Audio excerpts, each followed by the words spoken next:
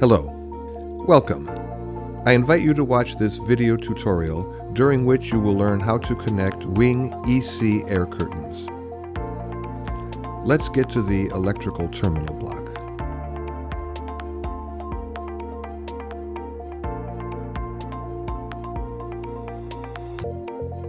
The wing EC's electrical terminal block can vary depending on the type of air curtain. In this case, we are dealing with a water air curtain, so its power supply is a single-phase power supply. To control the rotational speed of the fan rotor, we have to connect the 0-10 volt control signal and its grounding. Now let's move on to connecting a single-phase power supply. Phase wire, neutral wire.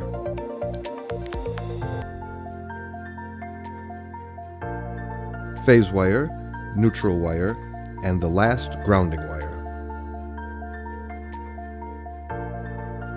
Control signal 0-10 volt and its grounding.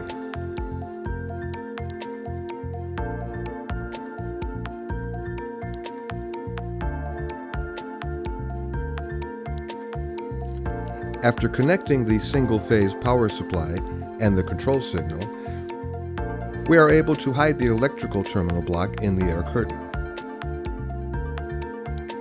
We put the wires through the upper part of the device, which is suitable for our needs, and close the air outlet grill. The other inputs on the electrical terminal block are responsible for the connection to the valve and give us the ability to transfer voltage directly from the curtain to our wing EC controller.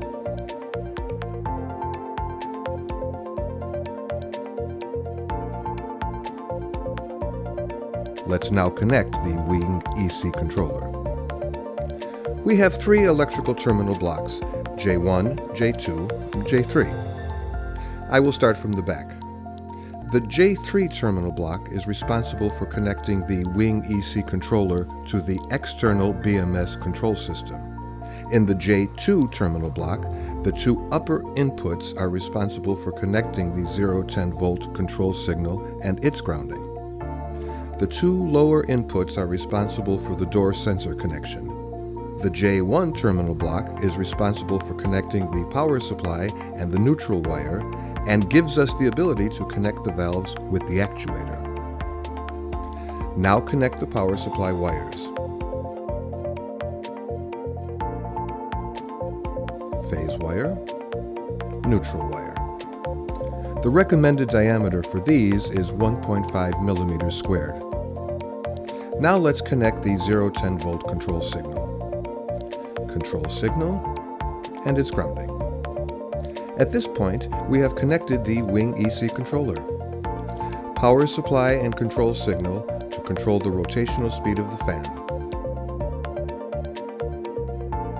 The cross-section of the 0-10 volt DC control signal wire is much smaller than the cross-section of the single-phase power supply wire.